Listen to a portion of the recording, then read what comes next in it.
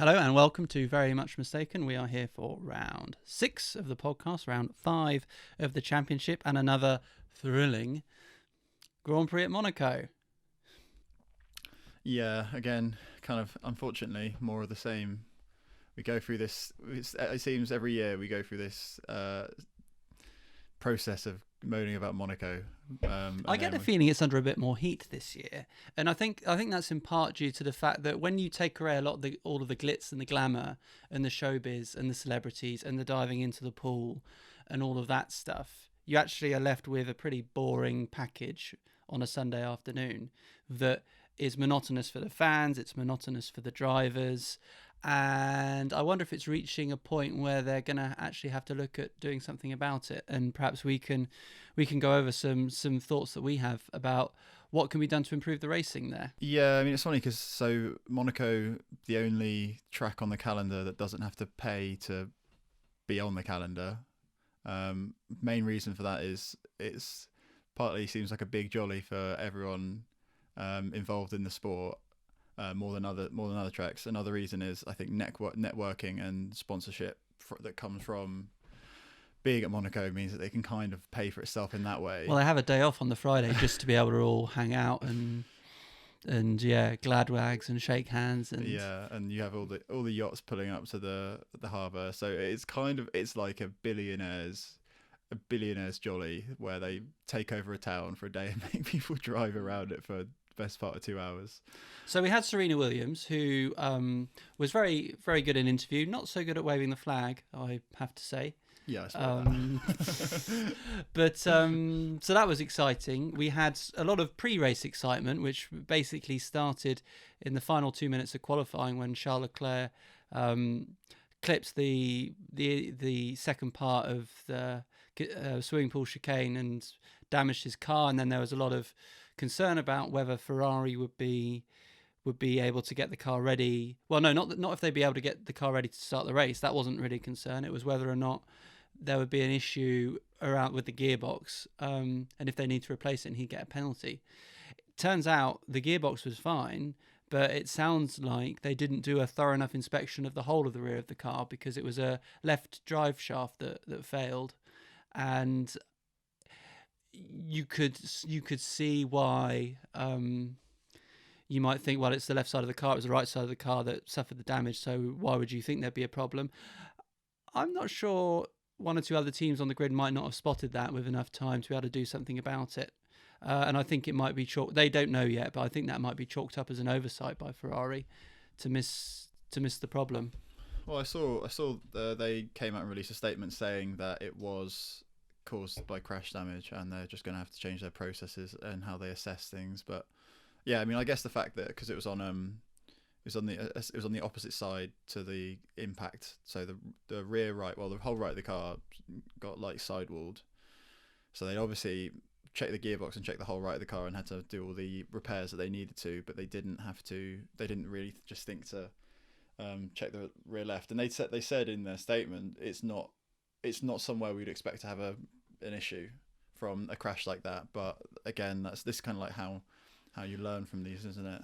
Yeah, and I am willing to bet my mortgage that Mercedes would have picked up on that, and maybe not just Mercedes. And I think that's it's indicative of a team that has been at the top, has kind of drifted a bit, and is working its way back.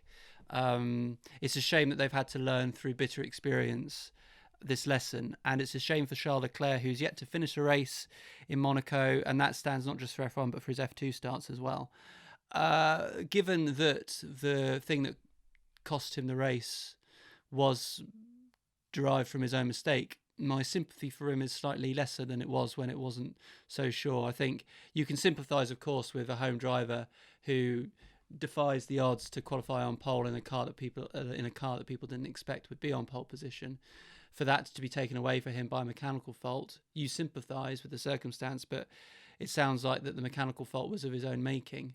And yes, there's an element of the team not picking it up, but it's kind of on Charles really that he made the mistake in qualifying that has cost him the ability to start the race from pole. Yeah, and you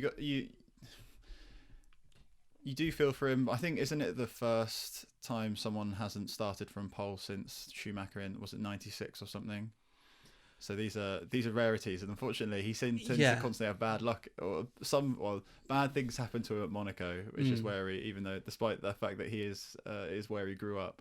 Yeah, there was the more recent one that I can think of was David Coulthard in Monaco in 2001, but he did make it to the grid, but that was, he had a problem at the start going onto the formation lap. It was in an era where teams had just reintroduced launch control, and a lot of their systems didn't work, so he stalled on the line and had to start either from the pit lane or from the back of the grid. But in terms of Schumacher, that incident in France in 96, his car failed on the warm-up lap, so again he made it to the grid. So this is probably the first time in a very long time that the pole sitter didn't even make it to the grid. Do you think the race was hampered by that, or did it allow for some other more interesting results to kind of play out? I'm thinking Norris's rise up onto the podium and Sainz's rise up onto the podium, and then also the back end of the grid, people like Stroll suddenly starts 13th because 2 retirements above him, he jumps up. Well, he overtook some cars through good strategy, but he finishes a bit higher. Ocon finishes a bit higher in the back end of the points. Was the race poorer without Charles Leclerc, or was it an element of interest that we're grateful for? Yeah, so I think I would enjoy the race a lot more were Leclerc on pole. I mean, the thing is, if he didn't crash, then it seemed like Verstappen would have got pole with his lap that was red flagged along with everyone else because of Leclerc's crash. Okay, so there's that kind of counterfactual. Let's say Leclerc crashes, but Ferrari end up spotting the rear drive shaft, so then he still starts the race in pole. Then I still think it would have been interesting, just because I think even though Ferrari have got they seem to have a really good chassis. I think they're especially in slow speed corners, which is why they're so good. They perform really well at Monaco.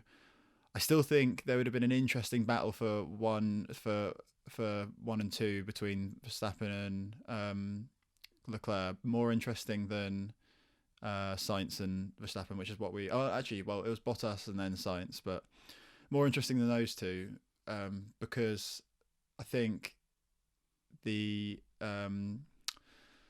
Red Bull has the edge on the Ferrari, so there might have been some interesting strategy played out there to try and get Red Bull ahead. But thing is, it's just as we'll say a lot over the course of this episode. It's just a tough race to battle. It's a tough track to battle on. It seems like strategy was the best way, and some teams did it well. And that would have been where the kind of interesting storyline would have played out. I think nothing on track, unfortunately. So I think in terms of jazzing up the event, from reflecting on it, I can see 2 lines of inquiry. One is the track itself. Can it be modified to make overtaking more possible? 2 is strategy, and can Pirelli do something with the tyres so that it's not a one-stop race at Monaco? If they have special Monaco tyres that are, because it's such a slow-speed circuit, there's very low tyre wear, and I'm confident that if they didn't have to make a pit stop, a lot of cars would choose to just not stop at Monaco, and that really impacts the quality of a race when overtaking is so hard, because there was a lot of action around the pit stops, and we saw some movement where and it was actually really interesting because some guys were overcutting, some guys were going for the undercut and it not working. We saw the error in Bottas's pit stop which forced him to retire. So you can have, if you have a 3-stop race and there's three action points where you know that drivers can build their race strategy around those moments and attack those moments where they get in some clear air to try and make some positional games, I think you could generate enough interest out of that. But just a straight 1-stop where that only happens once a third of the way into the race, that leaves you 2/3 of the race where you know nothing's going to happen from here on in. Yeah, I mean, on Monaco, it's too easy just to get on the hards and then play out the rest of the race in the position you're in. And yeah, because when I was watching it with a friend, and I said they need to just ban the hards for Monaco at least. Even though I think they probably need to ban mediums too, if you think about it, because they can probably go, if they all go, they can all probably go long enough on mediums as well. Yeah, so it's kind of like, do they need to? I mean, it is such a unique track. It's far more different than any other track on any other tracks are between each other.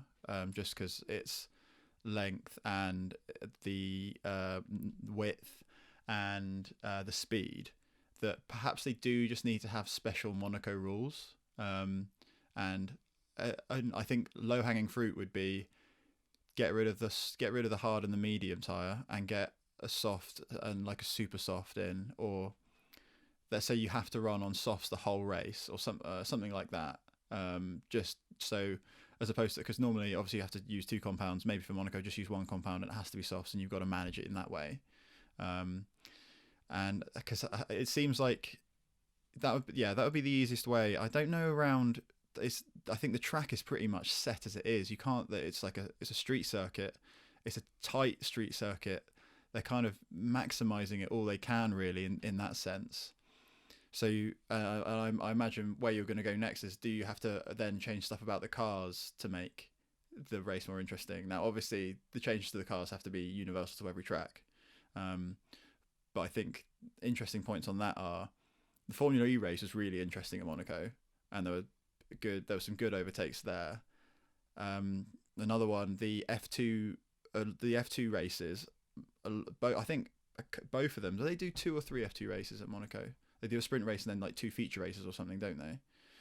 Okay, well, either way, all the F2 highlights I watched were really interesting, and there were some really good overtakes as well. There was one overtake when I think it's Dawson went up at the inside at Rascasse, and it was just a great overtake. And obviously they're allowed to do that because the cars kind of, you can get closer in these F2 cars because they're not as aero dependent, and they're also not as they don't like create all this dirty air as well, which people go on about. Physically smaller as well, which is important. Yeah.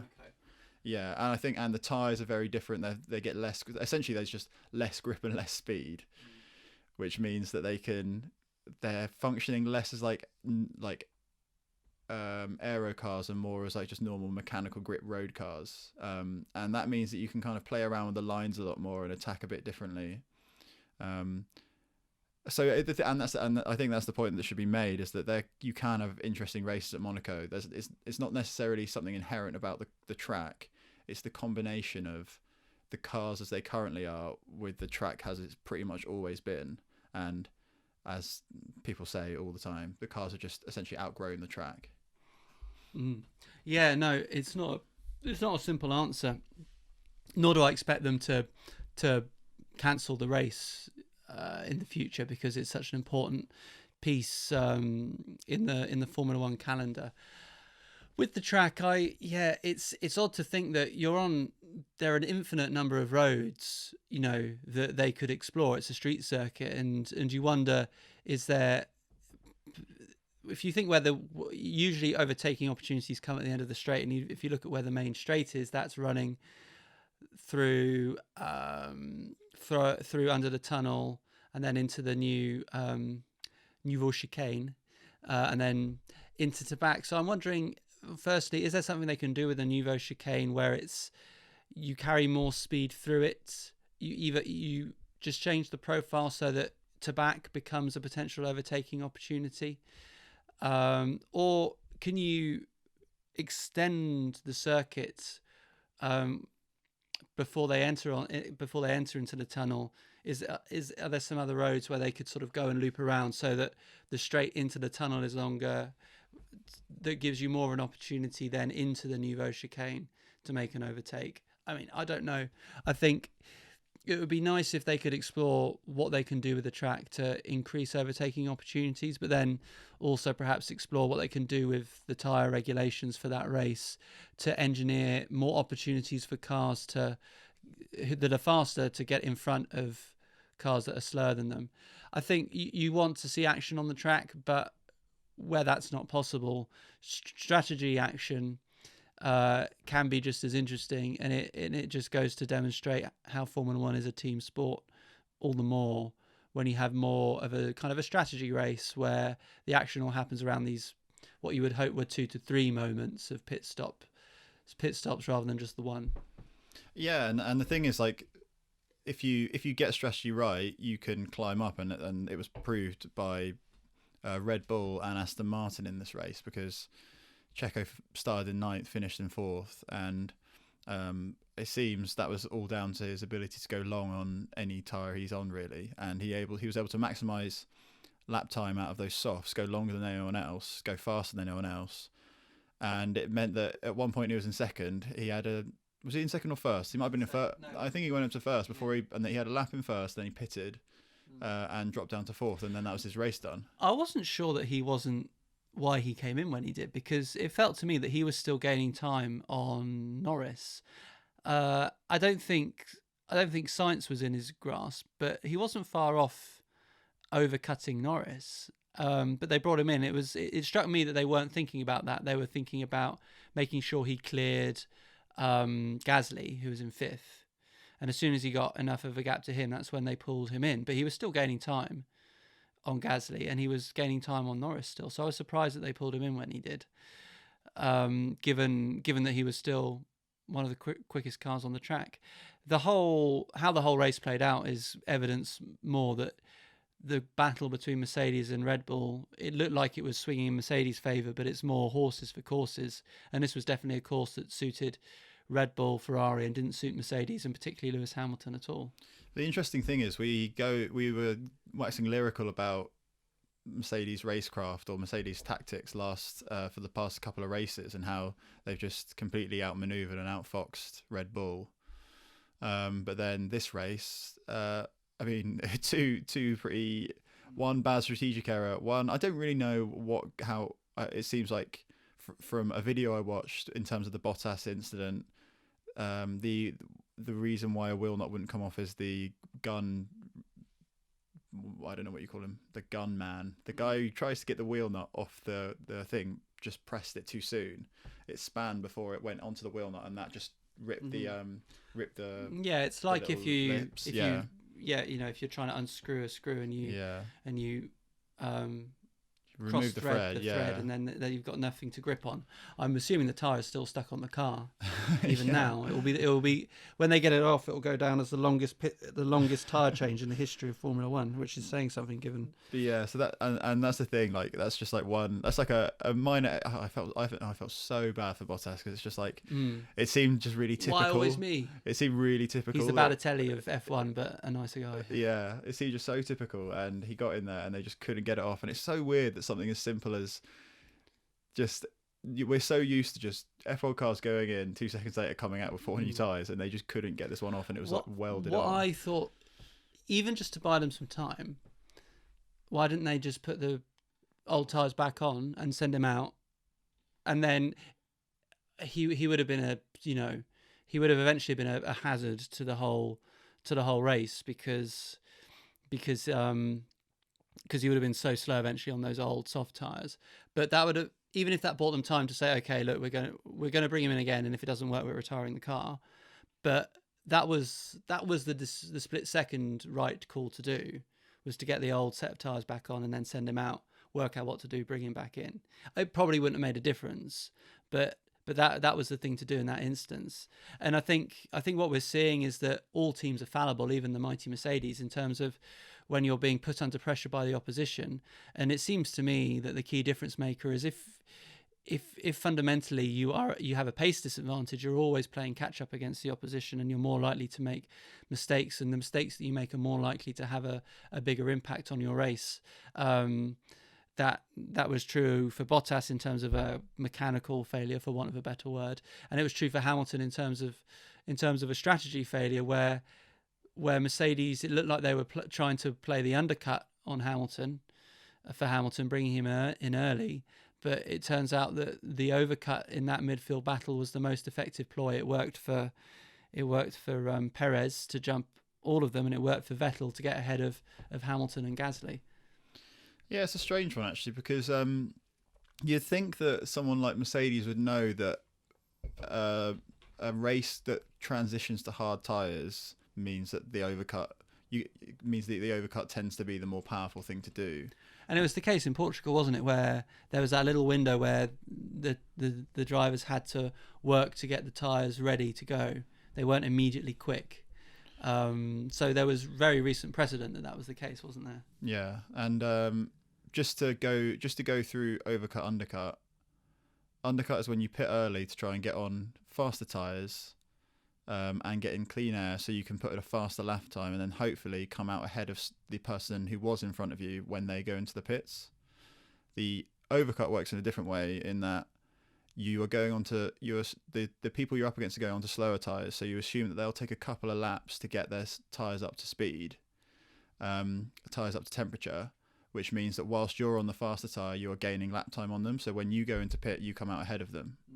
And often the undercut is the most powerful, but in this race, the overcut is what everyone was working with. And I think it's particularly true in Monaco, and this was the case for Vettel, and it was his best race of the season, and he didn't fluke his strong performance. He qualified well, but then also he played an excellent tactical hand around that first pit stop where he was clearly held a lot of pace in reserve to the point where he was quite far off the back of Hamilton and Gasly, and not really, I wouldn't have thought in their thoughts that he was going to be a threat.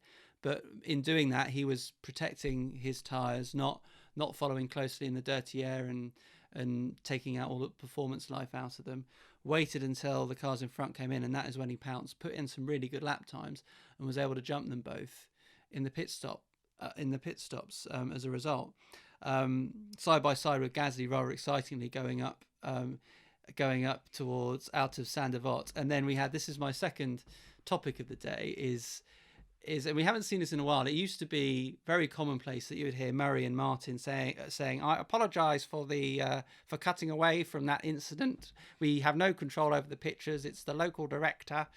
And this, whoever was in charge on Sunday, seemed determined to not show us the only exciting piece of on-track action of Vettel and Gasly going side by side, because as soon as they were side by side, they cut to a replay of, what was it, a replay of? It was Perez's pit stop. Perez's pit stop, and then they showed the replay of it, and they cut away again to something else. And oh God. And that I can broaden this conversation out just about how Formula One is presented, because there are a few things. Because I think Lily, our daughter, genetically perfect parrot, was asleep, so I actually had the volume turned up a little bit so I could actually hear what was going on. And there are a couple of things with how Formula One is presented at the moment that kind of bug me a bit, and broadly speaking, they don't miss a lot of the action. It's just very frustrating when nothing happens in a race and they do miss the only thing exciting that happened. But that's not a general problem. I do think we definitely suffer for having too much information, particularly those graphics. I don't know if we've touched this already, but particularly those graphics that tell you when someone is going to catch someone and the chances they have of passing them. And also I noticed that the replays had this annoying car effect noise whenever they cut from the replay back to the live action, which was just really annoying. Because they were showing a lot of replays because there wasn't a lot of action to show. So every time the replay ended, you heard this meow. But it sounds like it's like strings pretending to be a car going meow, whereas that's me going meow. And I just think you can have, just because you can do something doesn't mean you should. And there is a balance to be found between, just knowing everything that's going to happen before it even happens, against having a little bit less information and there being a bit more kind of drama about it. Yeah, I mean, I think my response, and it's the same as last time, is that F1 is very rightly very hung up on how interesting the sport is when you're actually watching it. It's actually a very interesting sport to follow, all the dramas and all the kind of rivalries and stuff like that. Sometimes it can be lacking when you're actually watching the sport happen. And if you're working to attract new fans, and So and every single country in the world is seeing the same feed. I assume they'll have different commentators, but they see exactly the same feed on screen. So these graphics, everything is done by Formula One, not done by Sky or anything else. And that is because it must just be because they know that people like to see wheel-to-wheel racing. They like to see overtakes, and I mean, there's good reason for that, because they are the most impressive things to watch a driver do, because they're very difficult, and then increasingly more difficult, as we've spoken at length. I think they just really want to build up the suspense and build up the understanding of when these like drivers can overtake, and it's kind of for these marginal fans that perhaps, let's say, turn on for a few laps, just try and see if it's going to be interesting, and then realizing it's not, they're going to just turn back off. If they see a graphic saying something like, oh, in 7 laps time we could see an overtake, it might just make them stay on the screen a little bit longer. Yeah, I mean, I would ask for just provide me a clean feed with no graphics on it, and I think I would enjoy the race more. I might be in the minority there, but it would be nice to have the option, and that is easily done because I know these things are available. They had a bit of a merry all round with the broadcast, because also you couldn't hear Crofty at the start of the race for the first kind of like 2 minutes of his introduction, which actually was quite nice. Not that I don't have a particular problem with them at all, actually, to be fair, but it actually felt kind of like, I don't know, it's just quite a nice dynamic. You had this dramatic music, like a PlayStation game, with some information, about Monaco and everything coming up. So the championship's looking pretty interesting, though, off the back of it. Red Bull are now first in the drivers, first in the constructors. It was Mercedes' poorest race, with just how many points did you get for 7th? Something. I think you got 7 plus 1 for his... Yeah. And it's their poorest race since, do you know when they last did as poorly as that? Oh, was it when Hamilton and Rosberg crashed into each other? There's Spain? one before that. Oh, okay. But yes, that was the last. This was they also, in Germany in either 2019 or 18. Is that when Hamilton crashed out? Bottas crashed out, and Hamilton finished 11th. But then subsequently, somebody got a penalty. It might have been Kvyat, and he got 1 point, I think. Okay. So anyway, these results for Mercedes are few and far between, and I think people may have suspected Red Bull might have an advantage here, but I don't think they would have expected Mercedes as a whole to perform so poorly, and Hamilton in particular to struggle. And Nico Rosberg said this in F1, in the Sky Sports F1 build-up, and he himself even caveated with saying, yes, Lewis has won this race 3 times, but it's not a track that he particularly favours. And if you look at those wins, 2 of them have been sort of weather impacted in terms of rain. The third one might have been as well, but I can't think. He got lucky with one of them where with Ricciardo. It was the Ricciardo pit stop. He won that race, didn't he? Yes, and then that might have been the same race though. Oh, the weather. There was rain, and then he got lucky with a Ricciardo thing. Okay. Because when it was raining, he was let past Rosberg because Rosberg was really struggling, and then Ricciardo had their problem. Red Bull had the problem with Ricciardo. So it's never been a track that seems to particularly suit him. But I think this is a real kind of shocker for Mercedes. And in the past, they've been able to get away. They've had, as we've discussed, they've had the odd race in the past where they've had a calamitous result, but it hasn't ultimately impacted anything because they've been so far ahead. Whereas now, Red Bull are there to capitalise, and they did do with a 1st and a 4th. And it means that, Verstappen leads the championship for the first time in his career. It's the first time a non-Mercedes has led the championship since the middle of 2019, because they led for the whole of the 2020 season. Where do we think it goes from here? Baku, yes, it's a street circuit, but you got to feel. I think of the teams that did well in Monaco, Ferrari are going to be hampered by the high speed sections of Baku, aren't they? They're going to. Yeah, and that's quite Baku's a very much a modern circuit in that sense. There's one like unnecessarily long straight. There's another just kind of like medium straight. It's got a couple of slow speed sections, but it's really like a power track, and you're trying. I think most teams aim to gain lap time on the straight because it's the easiest place to gain lap time. So yeah, and so I think Ferrari won't have the same day that they would have. It's funny, Ferrari have turned into the Red Bull team of like past few years, and in which they always rely on a non-power track to do well. It's odd for a team to be fourth in outright pace. It's very close between them and McLaren overall, and then to jump to be the best. But that just kind of speaks to the uniqueness of Monaco and its characteristics as a circuit, and what that plays to in terms of a car's natural characteristics. But I think, yeah, you'd sense that Baku would suit Mercedes more, and then Canada's off, isn't it? So they're going to. It's hard to remember because obviously they're jumping around. France again, lots of straights. Austria, 2 rounds in Austria, and Silverstone. You kind of feel like there's a run round 6, 7, 8, 9, and 10 until you get to Hungary before you might get a track which is more naturally suited to Red Bull. But I think the kind of it's now very, very narrow with the performance difference.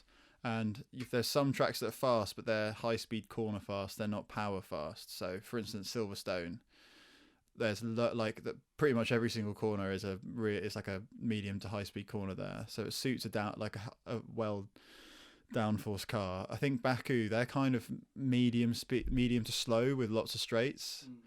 So again, it's just all about the power in the car. So you'd expect Mercedes to maybe do well at that race, along with McLaren. But yeah, we're seeing kind of like a few tranches of teams now. We've got Red Bull and Mercedes 1 point apart at the top. Then we've got McLaren and Ferrari 2 points apart in third and fourth. And then we're seeing Aston Martin, AlphaTauri and Alpine, 2 points between the three of them at fifth, sixth and seventh. Yeah, the top four are already hogging the points, aren't they? And we talked about that midfield battle, and it's definitively split, hasn't it? With McLaren and Ferrari probably closer to Red Bull and Mercedes than Aston Martin and AlphaTauri are to them, in terms of pace. But yeah, there's a handful of points between Alpine and Aston Martin, and for those midfield teams, one crazy race where you get a hatful of points, I think could make all the difference for them. So it's all about being in a position to capitalise if any of the top teams struggle on it's usually a weather affected race that gives you opportunities to score big points. Yeah, so I think it's like the result probably wasn't too surprising. We've seen in Monaco, but I think it's just going to be an exceptionally close rest of the championship, because I think Red Bull will probably be fairly buoyed by how much better they performed against Mercedes than they have at Monaco. They'll probably back the pace of the car to be able to compete with Mercedes around the majority of the tracks left over. It should be good. I think again, when the cars are so well matched, it comes down to little things like number 2 drivers and tactics and all those things that we've mentioned before, where previously Mercedes have had the edge. And I think that's where it will be interesting to see how Red Bull react, because it wasn't like Red Bull didn't best Mercedes one-on-one in Monaco. They essentially had their own race, whereas previous 2 races with Portugal and Spain, it was very much kind of like they're going tit for tat, racing against each other. It was the first race where there was no action between Hamilton and Verstappen, wasn't it? Yeah, exactly. So I think that obviously makes Red Bull's job much easier. With these other tracks, I think you'll be expecting to see, apart from maybe Perez, 1, 2, 3 being Mercedes, Red Bull. And Yes, the first race where Mercedes haven't featured on the podium with either of their drivers. And talking about sort of number twos more broadly, we've had 5 rounds in, and a lot of the guys who switched teams kind of said it will take around 5 races to get up and running. So are we now casting a more critical eye on those number twos who aren't performing to the level that we would have expected? And if we were to do that, if we were to assess Perez, Sainz, Ricciardo, and probably just those 3 from the top 4 teams who have stepped in, and Vettel. So there you go, Vettel to stepped into the new teams. You have to say that Sainz, Perez, and Vettel, based on the last race at any rate, have all demonstrated that they're getting to grips with the car. Whereas Ricciardo was in no man's land at Monaco, wasn't he? Yeah, I mean, it was a weird one. I think it's hard to say, because I think Vettel's also had some pretty abject. It was actually, this is probably the only race that he's actually. But he's had a lot of misfortune as well, which has hampered his. Yeah, somewhat. I mean, there was I don't know if you caught it, but there was a very interesting interview with Danny Ricciardo pre-race where he basically had a conversation with Carlos Sainz, in which Carlos Sainz hinted that, so what do you think of the car? As in, it's a weird car to drive.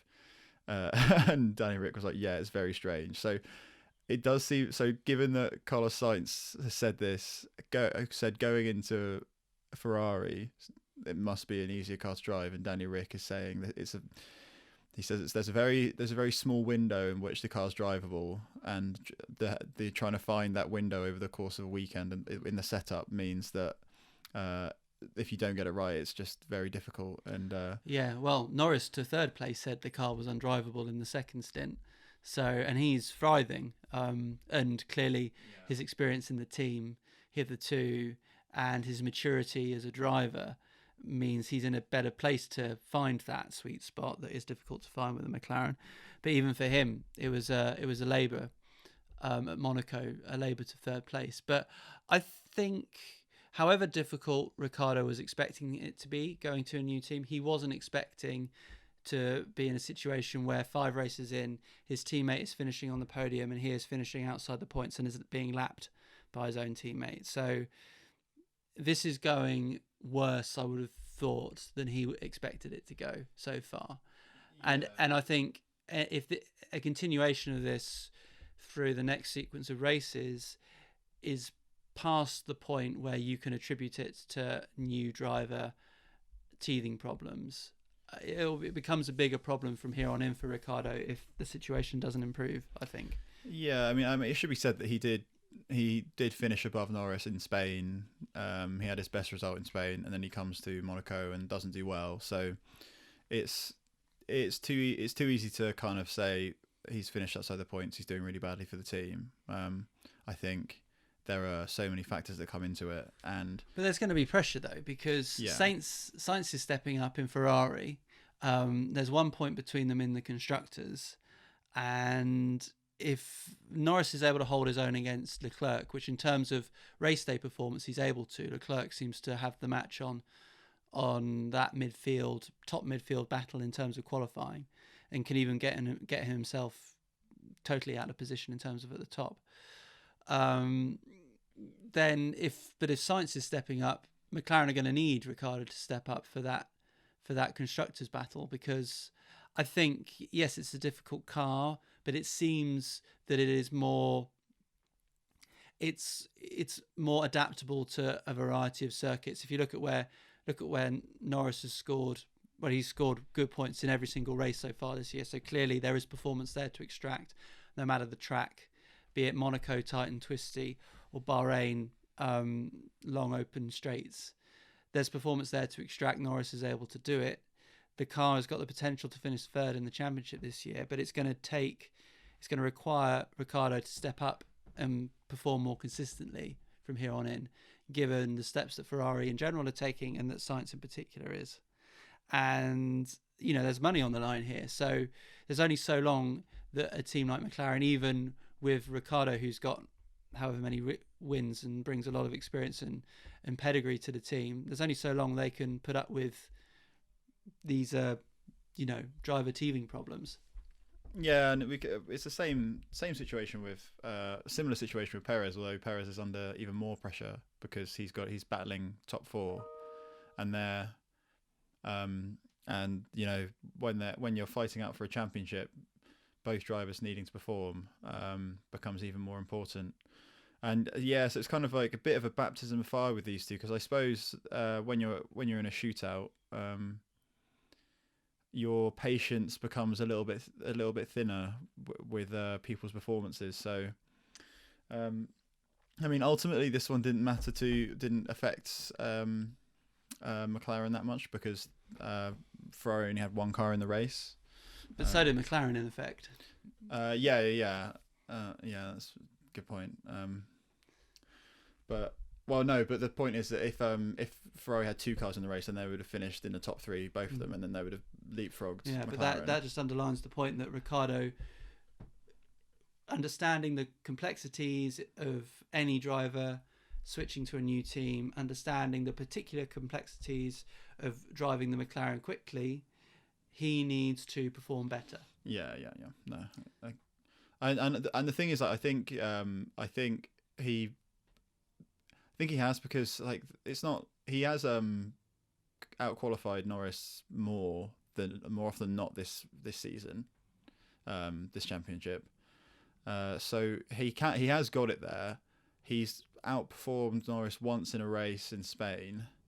I think this is probably down to an off weekend. We'll see how he does in Baku. Because like you look at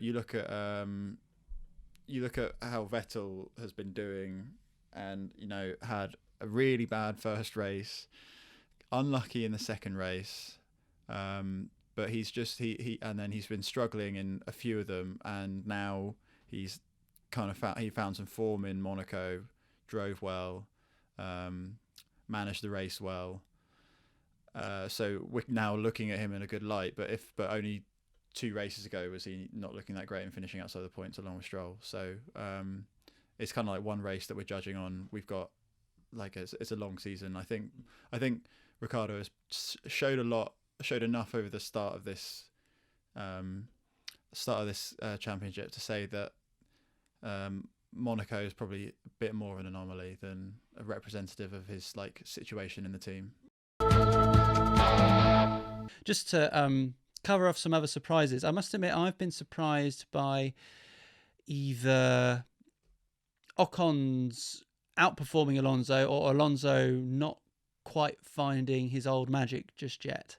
I kind of saw at the start of the season, I kind of saw Fernando being that guy who was wrestling a car that wasn't, outperforming a car basically in the way that he did in the McLarens in his McLaren days, particularly on the first lap, where he'd have a magic first lap and find himself in the points and then be battling, slowly moving backwards. In that Ferrari when he had that championship run in a car that had no right to be competing for a championship. Whereas so far in 2021, you have to say that Ocon has bested him over the beginning of the season, and that's quite an achievement for him. Would you agree? Yeah, I mean, because actually Ocon's first 2 races weren't looking that great for him, but then he's actually I think he's outqualified Alonso in the past 3 of them. I mean, he's a Mercedes driver, isn't he, Ocon? He's one of Toto Wolff's boys, so I mean, he's got some skill though, and he's obviously finding some form again. I mean, yeah, and it's good for him. But yeah, the thing is, we always have with all these big name drivers, we have these kind of rose tinted view, and we always want them to just be at their best. And that's why seeing Vettel performing badly at the start of the season for Aston Martin wasn't particularly comfortable. And it's why we want to see Alonso, because we're just used to seeing him challenging races and challenging at the top of races. And we know how good he can be. And you always just want all these drivers to be performing at their top, because then we see the best racing on track.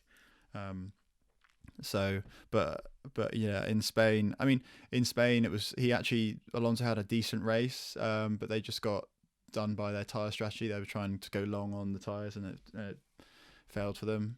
And again, looks like he just had a really bad weekend. He had a bad Saturday and then couldn't really make up for it on Sunday. Yeah, and Saturday's king in Monaco, obviously. And the other guy I think it's worth just singling out, who's quietly but consistently having a pretty strong season, is Antonio Giovinazzi.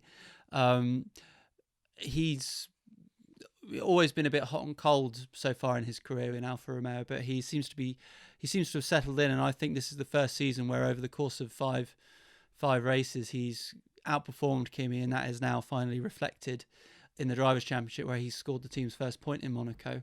And I think he's having a quiet but so far very good season for a team which is probably, and again it could just be the uniqueness of Monaco, but it seems to be that it has got a chance to score points at every race, assuming that there are some problems ahead of it, which often there are.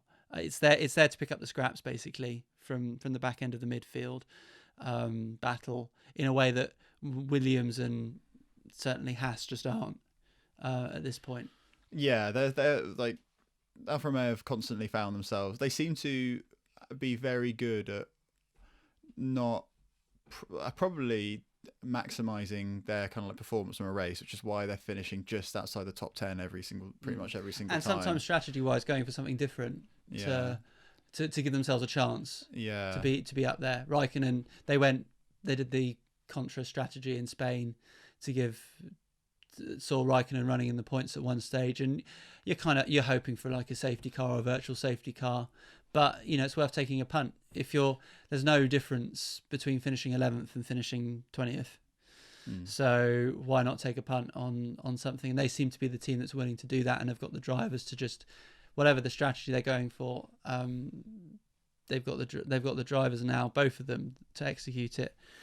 And the other man, it's probably worth mentioning that this was the first race that Mazza non-spin performed the best of the three rookies. I think it's safe to say. Did he finish above? I thought he finished above Schumacher, didn't he? I thought he finished in 19th instead of 20th. Yeah, let's double check. Which is quite interesting, seeing that he was overtaken by Schumacher on the first lap. He finished 17th, obviously because there were two DNFs. Yeah, so he's ahead of Schumacher, both 3 laps down, which is a long way down, given that Tsunoda was 1 lap down. Yeah. But yeah, he kept it out the barriers. There's some interesting team radio of him being asked to make some setting changes and being told, telling his engineer very clearly that he wasn't going to be able to do that. But he kept it out the wall, which is more you can say for a lot of drivers over the course of the weekend. And it's interesting that in that was the track where he seemed to shine the brightest out of the 3 rookies. Yeah, I remember them saying in build up that it's his track he's been to quite a lot over the course of his F3 career relative to other tracks, so it's one that he's more comfortable with, whereas someone like Tsunoda, it's the first time he's ever raced on the track, so he was never going to really shine on this weekend. How big a disappointment, given how well testing went and sort of the pre-season hype there was around Tsunoda, how big a disappointment do you think he will see the start of his season being? I think, there was a lot of hope with him, and maybe. Well, no, I'm not in a position to say that, but I think we perhaps just upped our expectations too high as like fans and watchers, where we'd seen him testing well, we saw him do well in the first race, but driving a Formula One car is difficult, and when there's loads of people around you that have done it a lot over the course of a load of races, that tends to show. I think we just had probably expected a bit too much of a quite a novice driver. But yeah, you were hoping that he was gonna do a little bit better than he has so far. Yeah, and I'm sure he'll be frustrated. But he's still probably. I think it's. obviously in terms of points, he's top rookie, but I think in terms of consistency of performance, I'd be tempted to say that Schumacher might just have the whip hand over him, albeit in a very where the bar is set very differently in terms of car performance. Yeah. To Tsunoda and what you would expect him to be able to achieve. In closing, sort of any other business, it's worth probably just reflecting on the fact that the season we've had a replacement track replaced, sort of the equivalent of the substitute coming on and getting injured, and having to bring the old player back on again. Turkey is no more. We've got 2 rounds in Austria, which it made the most sense for them to do that logistically. Minimal changes to the calendar, and it keeps everyone in the same place rather than having to and fro anywhere. And maybe they should go around the track the other way. Yeah, or be interesting to see how it would change how you. I think there's all sorts of safety reasons in terms of barrier positioning why you just can't do that. Of course. But yeah, it's a fun thing to do on a PlayStation game on F1 2020. And this isn't the last time I think we're going to have a circuit change. Part of me thought, given there are 23 races, maybe just don't have 23rd rather than having the same one again. But there are all sorts of commercial reasons why they would want to have a full calendar, so that's fine. And Austria is quite, I'm glad it's not 2 Monacos. Yeah. No, that wouldn't be good. And the other thing that has happened, and this is where I do my Gogglebox impression, where I forget his name, but he always says, in the week where we said goodbye to X, we watched lots of great telly. So in Formula One, in the week where we said bye to, I won't say, he sometimes says a fond farewell, and we might not say a fond farewell to Max Mosley. We watched a lot of great Formula One. Max Mosley, dead. One of those interesting kind of obits where he definitely had a colourful influence on sport and character that which it's just interesting how that ultimately reflects on your impression of the person and their legacy. Certainly was a key driving factor in a lot of safety changes that happened in Formula One. Was a charged political figure in a way that Jean Todt, for example, who's his successor, isn't in the same role, which is probably a reflection of his personal character, but also just where Formula One was when he was involved. When you had the likes of him and Bernie were running the show, they were big personalities who I think wanted to impose their authority whenever they could, and influence the sport and be sort of front and center and seen to be doing things. But he was around and shaped the sport during an iconic era, and an era where the effects of which are still being felt today. So we're looking forward to Baku. In terms of a race, there are literally 0 overtakes on track. So, well, apart from one, maybe Schumacher passing Mazepin into the hairpin on the first lap. So all we need is 2, and it's been a better race. Yeah. So high hopes for that. What I always call bonkers Baku, because there's always something mad seems to happen there. Oh, that's exciting then. Yeah. So well, that is this weekend or next weekend? 2 weeks. We'll be back in 2 weeks for another episode of Very Much Mistaken.